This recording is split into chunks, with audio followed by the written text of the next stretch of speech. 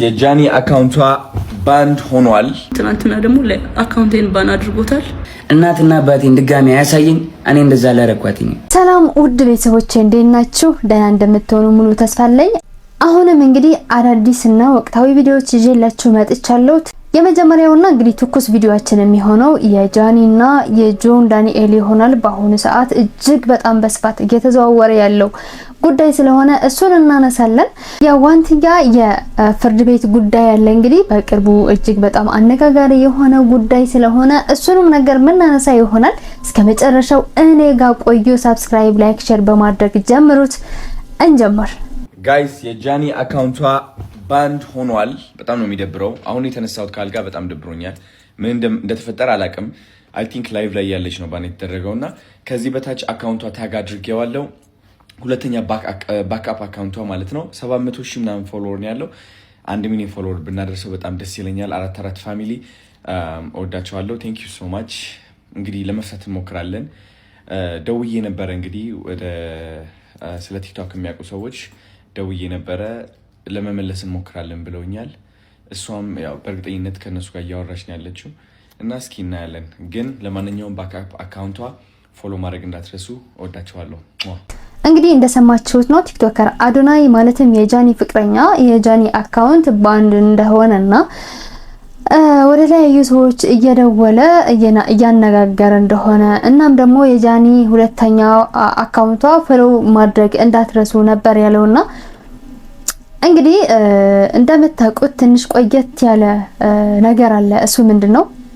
አይታችሁታል። በእርግጥ አዶናይ እረፉ፣ በግሩፕ ሆናችሁ ቲክቶክ አካውንቴን ማዘጋት የምታደርጉት ስራ እረፉ ብሎ ተናግሮ ነበረ። ብትችሉ ከዚህ ሀሳብ ወጣችሁ ለፍቅር ቦታ ሰጥታችሁ ሰርታችሁ ብትለወጡ ነው የሚሻለው እንጂ በተደራጀ መልኩ ቲክቶክ አካውንቴን ሪፖርት እያደረጋችሁብኝ ነው ደርሼባችኋለሁ አይነቱ ንግግር ተናግረው ነበረ። እንግዲህ ከዛ በኋላ ጥሩ ንፋስ እየነፈሳል ነበረ ሁላችን እንደምናውቀው ማለት ነው። ግን እዚህ ጉዳይ ላይ ጃኒ ያልገባችም ነበር ማለት ጉዳዩ ላይ ያልገባችም አልተናገረችም ነበር። እንግዲህ ጆን ዳንኤል እና አዶናይ ነበሩ ጉዳዩን የያዙት እየተመላለሱ ማለት ነው። እንግዲህ በጆን ዳንኤል እና በአዶናይ መካከል ሲቀጣጠል የነበረውን እሳት ወደ ጃኒም ተጠግቷል ብቻም አይደለም ቲክቶክ አካውንቷን ባን ተደርጓል ማለት ነው። እጅግ በጣም የሚያሳዝን ነገር ነው። በጣም ከባድ ነገር ነው ቲክቶክ አካውንት ባን መደረግና በተለይ ለጃኒ አይነቱ ሰው ህይወቱን በቲክቶክ ለሚመራው ሰው እናም ደግሞ ከ2.7 ሚሊዮን በላይ ፎሎወር ስላለው ሰው እጅግ በጣም የሚያሳዝን ነገር ነው። እንግዲህ ይሄንን ነገር ተከትሎ ጃኒ ለአመታት የደበቀችው ምስጢር አውጥታዋለች። በጣም የሚያሳዝን ነገር ነው። ለማመን የሚከብድ ነገርም ነው። ትንሽ ዘግናኝ ነገር ብቻ። እስኪ አይተነው እንምጣ። ሰላም ጋይስ እንዴት ናችሁ? ዛሬ የመጣሁት የተሰማኝን ነገር ለአመታቶች የደበቁትን ሚስጥር ለነገራችሁ ነው የመጣሁት። አይኑ ሪሌሽንሺፓችን ድብቅ ነበር፣ ኦፊሻል አላደረግነው። እሱም የኔ ጥፋት ሊሆን ይችላል አይሆንም ይችላል አላቅም። ሜቢ አሁን ማወራላችሁ ወሬ ብዙ ወሬ ስላለ ነው እና ከጆን ዳንኤል ጋር ሪሌሽንሺፕ ውስጥ ነበርኩኝ። ግን ሪሌሽንሺፕ ውስጥ ሆነን ጸባችን ነበር የሚበዛው። በጣም ነበር የሚያሰቃየኝ፣ በጣም ነበር የሚመታኝ፣ በጣም ነበር የሚያስፈራራኝ። ከኔ ጋር ከተለያየሽ አጠፋሻለሁ፣ ከቲክቶክ ትጠፊያለሽ፣ ላይቭሽን አዘጋዋለሁ፣ መስራት አትችይም እያለኝ ለአመታት እያስፈራራኝ ኑረናል እና አሁን ትናንትና ደግሞ አካውንቴን ባን አድርጎታል። ብዙ ጊዜ ስንጣላ የመታኝ አሉ ቁስሎችን ስክሪንሾት አስቀምጥላችኋለሁ እዚህ ጋር እና አሁን የመጣሁት እንድታስጠነቅቁልኝ ነው። እኔ ምንም አልፈልግም፣ ድራማ አልፈልግም። እኔ ማስተዳድረው ቤተሰብ አለኝ።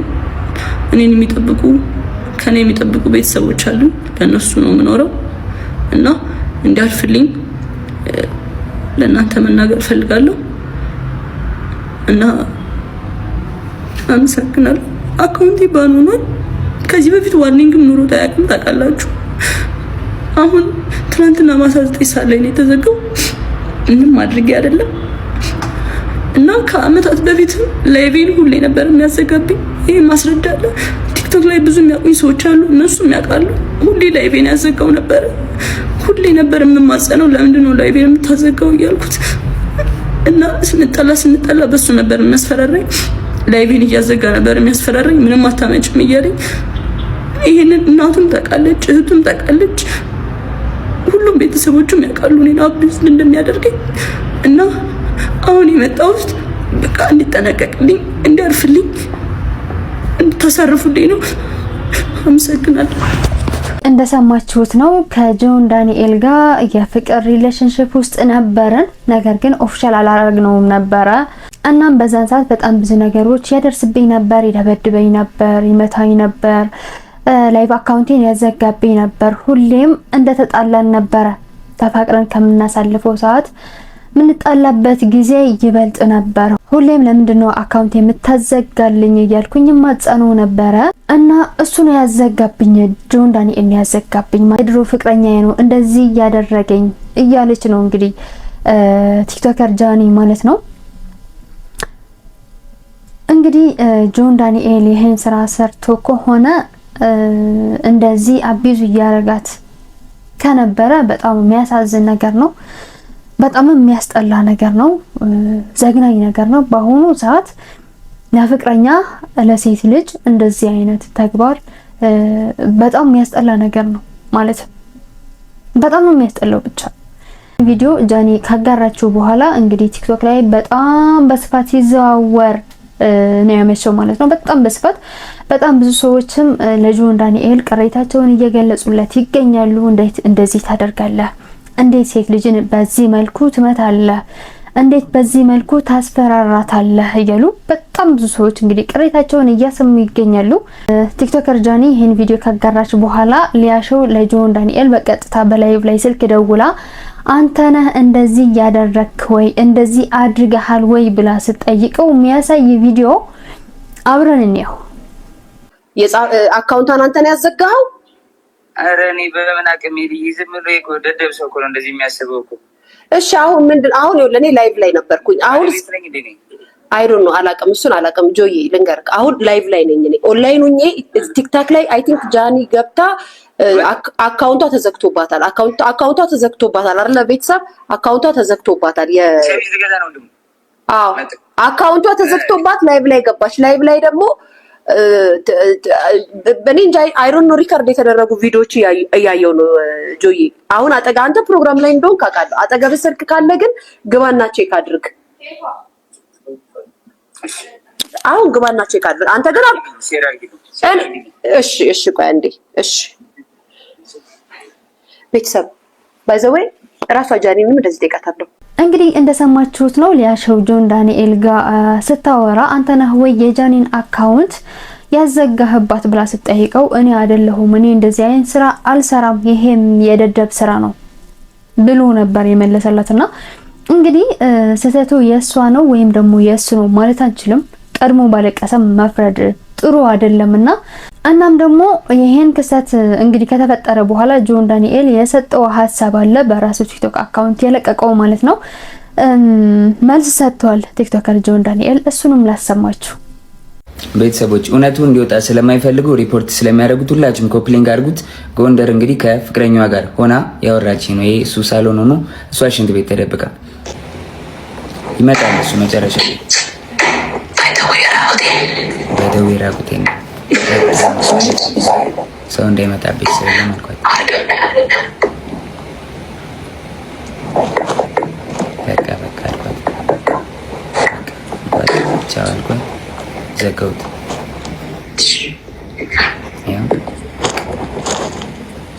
ተዘጋ ስልኩ ናይስ። እና እውነታው ይሄ ነው።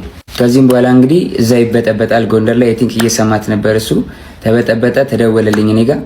ከዛ በኋላ ኤልሻዴ ደውላ ጆ ለምን ደወልክ? እየደወለልኝ ነው አለች። ጃኒ አለች። እኔ አልደወልኩም ኤልሹዬ፣ ሁሉም ነገር ደግሞ ስልኬ ላይ ያለ ሪከርድ ማለት አሳይሻለሁ አልኳት። እሺ ይቅርታ አለችኝ ኤልሻዴ።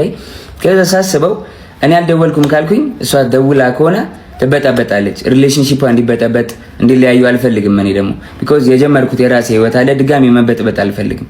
ልጅ አለኝ፣ አዲስ ህይወት አለኝ። እኔ ህይወቴን መቀጠል እፈልጋለሁ። የሰው ላይፍን መበጥበጥ አልፈልግም። ከዛ ደወለች።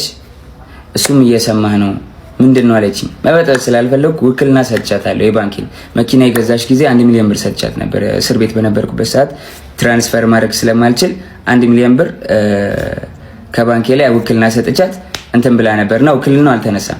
ጃኒ አይ በቃ ውክልናው እንድታነሽልኝ ነው ብዬ ዘጋሁት ስልኩን ማለት ነው። እስከዛሬ ድረስ አንተን የደወልከው ምናምን ለምን ትንትላለህ ምናምን ስባል ዝም ያልኩትኝ የሷ ሪሌሽንሺፕ ላለመበጥበጥ ነበር፣ ይሄን ነገር ላለማውጣት ነበር። ግን በዚህ ልክ በዚህ ርቀት ልክ እኔን ለመጣል ትሄዳለች ብዬ አስቤ አላቅም። ሜቢ ፎሎወሯ ያኛው ስለተዘጋ ይሄኛውን ፎሎ ለማስደረግ ሊሆን ይችላል። ግን በዚህ ልክ እኔን አታክ ለማድረግ መሄድ የለብሽም ጃኒ። ሌላው ደግሞ የተለያዩ ምስሎችና ቪዲዮዎችን ይዞ በመውጣት ጆን ዳንኤል እንደዚህ አድርጎኛል፣ እንደዚህ አቁስሎኛል። አይደለም ሴት ልጅ ወንድ ልጅ እንደዛ አላረግም እኔ። እናትና አባቴ ካዩዋቸው አመት ከ6 ወር አልፎኛል። እናትና አባቴን ድጋሚ አያሳየኝ እኔ እንደዛ አላረኳትኝ። 2 ሴት እህቶች አሉኝ። 2 ሴት እህቶቼን ሌላ ወንድ እንደዚህ ቢያረግብኝ ምን እንደማደርገው አውቃለሁ። በእህቶቼ እንዲደርስ የማልፈልገውን በሌላ ሴት ላይ አላረግም። አይደለም ሴት ወንድ አቁስዬ አላውቅም። ሜቢ ድሮ ተደባድቤ ሊሆን ይችላል እንጂ ካለ ወጥቶ ይክሰሰኝ። እንደዚህ ያደረኩት ሰው ካለ ወጥቶ ይክሰሰኝ። መረጃ ካለሽ ለምን አልከሰሽኝም? እንደዚህ አድርጌ ከሆነ ወይ ደግሞ አስፈራርቼ ይዤሽ ከሆነ 1 አመት ከ4 ወር በህግ ጥላ ስር ነበርኩኝ አይደለ? በህግ ጥላ ስር እያለሁ ማድረግ ትቺ ነበር ምንም ነገር አይደለ? አልነበረም። ግን እስር ቤት ሆኜ በጣም ትመላለሽ ነበረ። በጣም አመሰግናለሁ። በጣም ከናዮ ስትፈታ ብዙ ነገር ተፈጥሯል። ታውቂያለሽ፣ ብዙ ነገር ሀፕን አድርጓል። በቃ እኔ እዚህ ጋር ልጅ ስላለኝ መቀጠል ስለማንችል ሪሌሽንሺፓችን ቆመ። ስለዚህ ሪሌሽንሺፓችን ስለቆመ እኔ ወይ ወድቄ ማየት የለብሽም ወይ ደግሞ አሁን አዲስ ህይወት ጀምሬያለሁ። በቃ አዲስ መንገድ ላይ ነኝ። አዲስ ሰው ሆኛለሁ። ተይኝ፣ በእግዚአብሔር ስለ እግዚአብሔር ተይኝ ጃኒ። በቃ አዲስ ህይወት አለኝ። የራሴን ህይወት ልኑርበት። ጆን ዳንኤል የሚባለው ቲክታከር የህግ አማካሪ የለውም እንዴ? ሌላኛዋን ቲክታከር ጃኒን አጋልጣለሁ በሚል ያወጣቸው የድምጽ ፋይሎች ራሱን በህግ ሊያስጠይቀው ይችላል።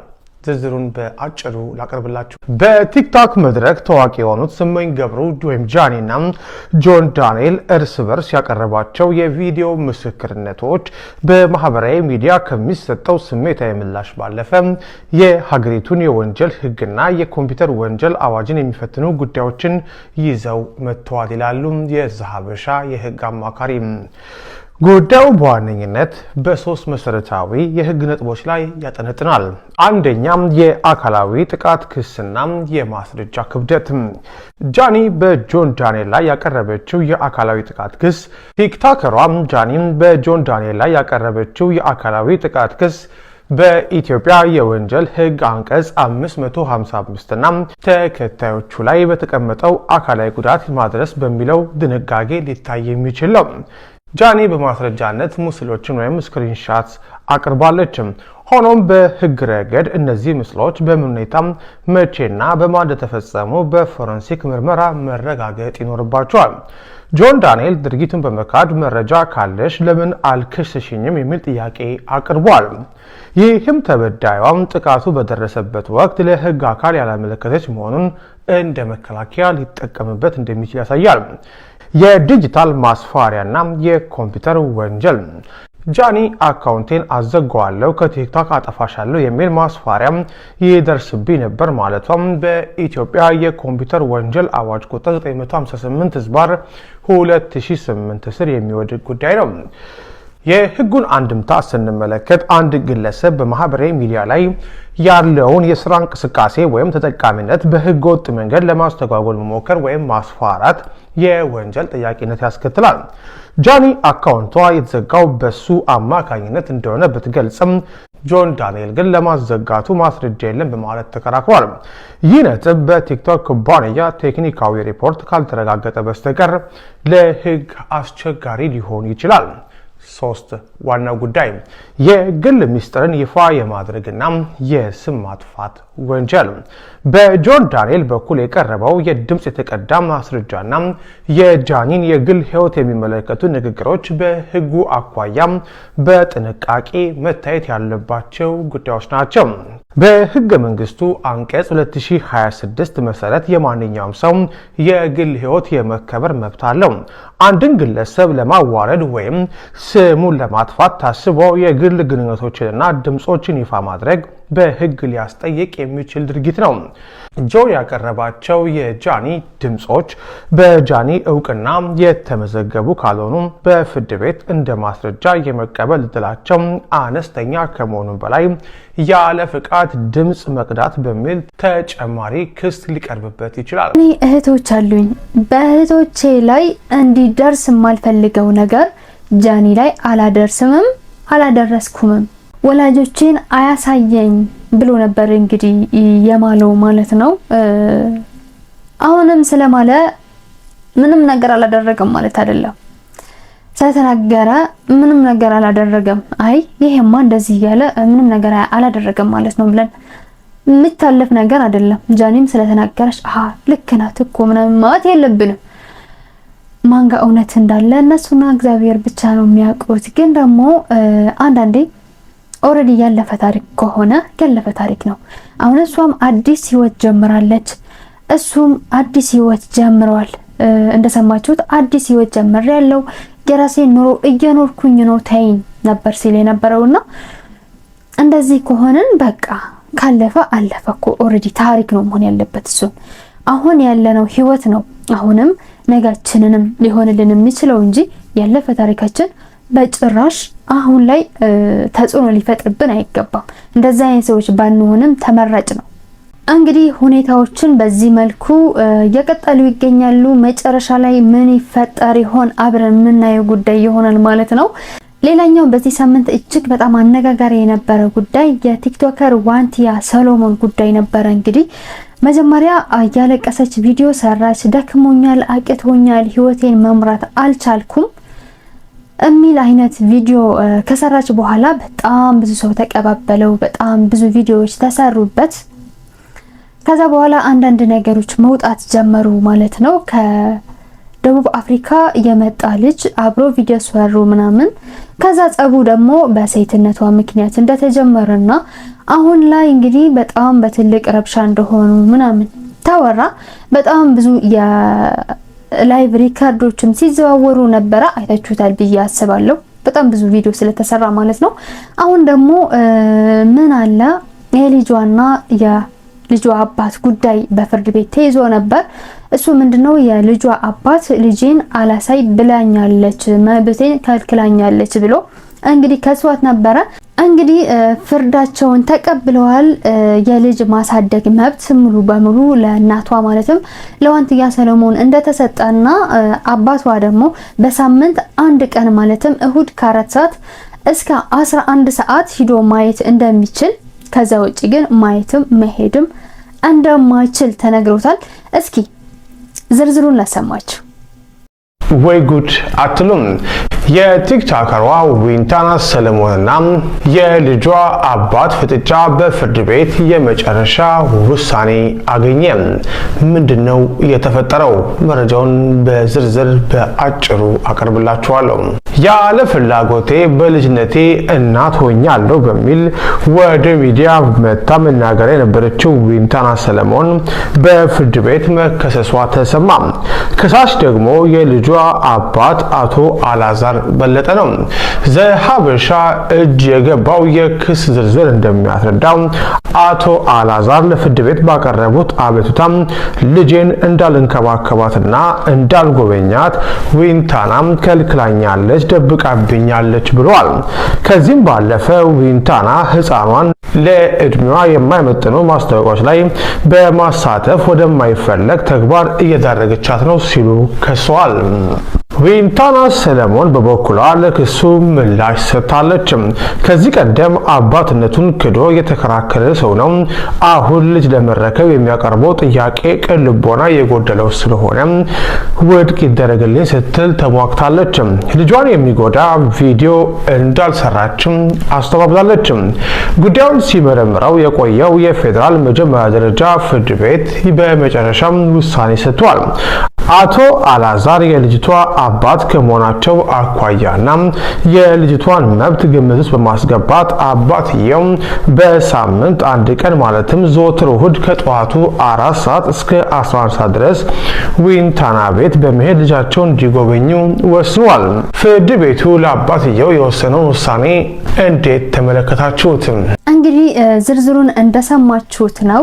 የማሳደግ መብቱ ቲክቶከር ዋንትያ ማለትም ለእናት ቢሰጥም አባት ደግሞ በሳምንት አንድ ቀን እየሄደ መጎብኘት እንዳለበት እንግዲህ ፍርድ ቤት ወስኗል ማለት ነው። ግን ይሄን አይደለም በጣም ብዙ በአሁኑ ሰዓት እያነጋገረ ያለው ጥያቄው ምንድነው? ዋንትያ ሰለሞን እንግዲህ ወልዳ ጎዳና ላይ ስትወጣ የ13 ዓመት ነበረች። ኢቢኤስ ላይ መጀመሪያ ስትቀርብ 13 ዓመት ነው ብላ ተናግራ ነበር። የዛን ጊዜ 13 ዓመቷ ወልዳ ነበር። በ13 ዓመት ስትወልድ ያስወለዳትን ሰው በህግ መጠየቅ የለበትም ወይ ነው የአብዛኛው ሰው ጥያቄ ሆኖ በሆነ ሰዓት ማለት ነው። እሱ ምንድነው ገና ለአቅመ ሔዋን አልደረሰችም። 18 ዓመት አልሞላትም። ገና 13 14 ዓመት እያለች ነው እንግዲህ ልጅ የወለደችውና የ13 የ14 እናም በዛው አካባቢ ያሉ ሴቶች ምናልባት በፍቃዳቸው በፍላጎታቸው እንኳን ቢሆን ቢያረግዙ እንኳን ይሄን ውሳኔ ለመወሰን አቅማቸው አይፈቅድም ተብሎ ይሄን ነገር ላደረገ ሰው ያስገድዶ መድፈር ቅጣት ይቀጣል። ህጉም እንደዛ ነው የሚለው እና ለምንድነው ዋንትያ ጋር ይሄን ህግ ያልሰራው?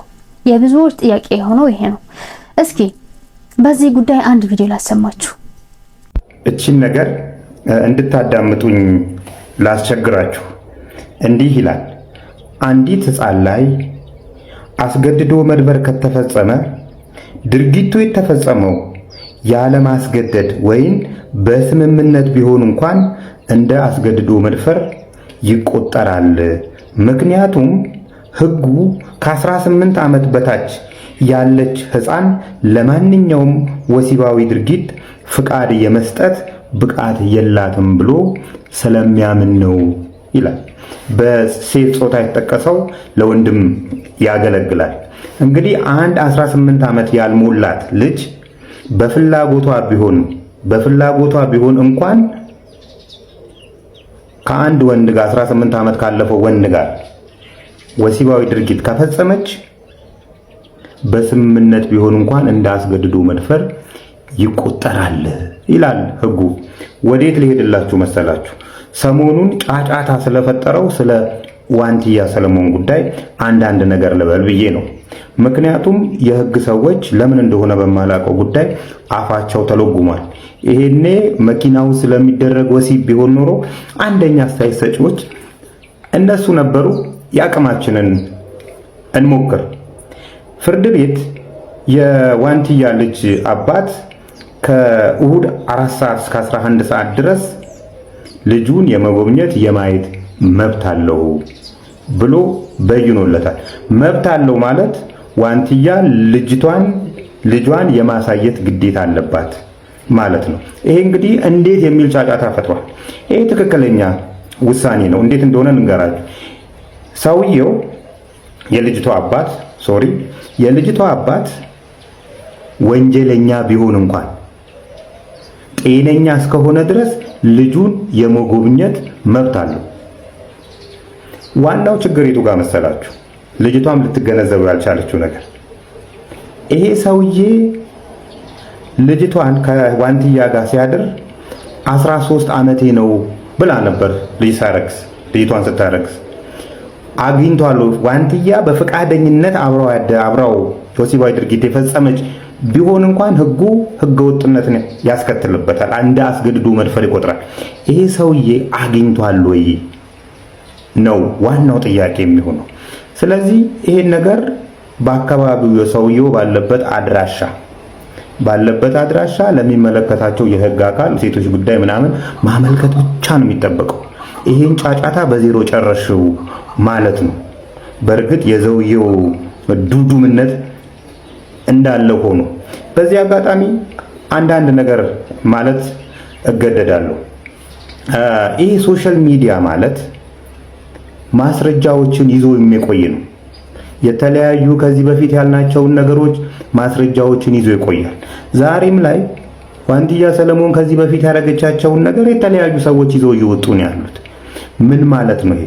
ነገ ከነገ ወዲያ ልጆች ለሁላችሁም ነው ይሄ መልእክት እንዲደርስ የምፈልገው። ባይዜ እዚህ አካባቢ ፎሎወር ለመሰብሰብ፣ እዚህ አካባቢ ጫጫታ ለመፍጠር፣ እዚህ አካባቢ እውቅና ለማግኘት ብላችሁ የምታደርጓቸው ድርጊቶች በጠቅላላ ነገ ከነገ ወዲያ ማስረጃ ሆነው ይወጣሉ።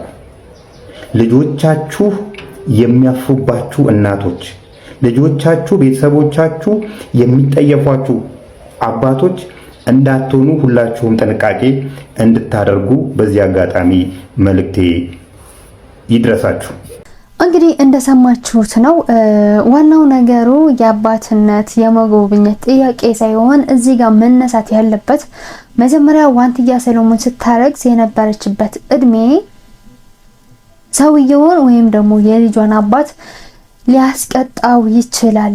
ለምንድን ነው እሱን ነገር ተግባራዊ ያልተደረገው እያለ ነበር የሚናገረው። እንደሰማችሁት ማለት ነው። ዝርዝሩን አቅርቦታል። እንደዛ አይነት ህግ ካለ ምናልባት እኔ እንደማስበው ይሄን ነገር ፍርድ ቤት ሲቀርቡ በልጇ ምክንያት ወደ ክርክር ሲገቡ ይሄን ነገር መነሳት የነበረበት ጉዳይ ነው ብዬ አስባለሁ። ማለት ዋንትያ ልጄን አላሳይም መጀመሪያም ክዶኝ ነበረ ከማለት እሱ እኮ እንደዚህ አድርጎኝ ነበረ በዚህ መልክ እኮ በዚህ ህግ እኮ እሱ እንደዚህ እኮ አድርጎኛል ብላ ምናልባት በዛን አንግል ብትከራከር ሰውየውን አሁን ላይ ፍርዱን ያገኝ ነበር ብዬ አስባለሁ። እንግዲህ በመጨረሻ ላይ እንዳለው ነገ ሁላችንም እናቶች እንሆናለን፣ አባቶች እንሆናለን። አሁን ላይ በሶሻል ሚዲያ እያንዳንዷን ቀርጸን ምንልካት ነገር ለነገ ማስረጃችን ይሆናል። ምክንያቱም ሶሻል ሚዲያ ላይ እስከ ተጫነ ድረስ በማንኛውም እጅ ላይ ይገኛል፣ ይቀመጣል ማለት ነው። ይሄ ነገር ለነገ እንደ ማስረጃ ሆኖ ያገለግላል ማለት ነውና ነገ አባቶች እናቶች ለምን ሆነ ለኛ የተሰጠን ትልቅ የምክር ፎሎወር ለመሰብሰብና ሼር ላይክ ለማግኘት ብለን ጥሩ ያልሆነ ነገር ለነገ ልጆቻችንን ወላጆቻችንን የሚያሳፍር ተግባር ባንሰራና ባንለቅ ባንናገር ይሻላል። ይቺ ነገር ተቀበሏት ማለት ልክ ነው፣ ትክክል ነው። በአሁኑ ሰዓት ምናልባት ጥሩ ነገር ሊመስለን ይችላል። ተከታይ ስላፈራን ወይም ደግሞ ላይክ ስላገኘን ለጊዜው ስማችን ስለተጠራ ምናምን ትልቅ ቦታ ላይ ሊደረሰን ሊመስለን ይችላል። ነገ ለምንኖረው ኑሮ ግን ምናልባት ትልቅ አደጋ ሊያስከስትብን ይችላል እላለሁ። የመጨረሻው ምክሬን ይቺ ነች። ውድ ቤተሰቦቼ እንግዲህ ለዛሬ ያልኳቸው ቪዲዮዎች እነዚህ ነበሩ። አብራችሁን እኔ ጋር ስላላችሁ እጅግ በጣም አመሰግናለሁ። አሁንም ሰብስክራይብ፣ ላይክ፣ ሼር ማድረግ እንዳይረሳ። በቀጣይ በቆንጆ ቪዲዮዎች ደግሞ መልሰን እስክንገናኝ ድረስ ቸር ቆዩልኝ። እወዳችኋለሁ።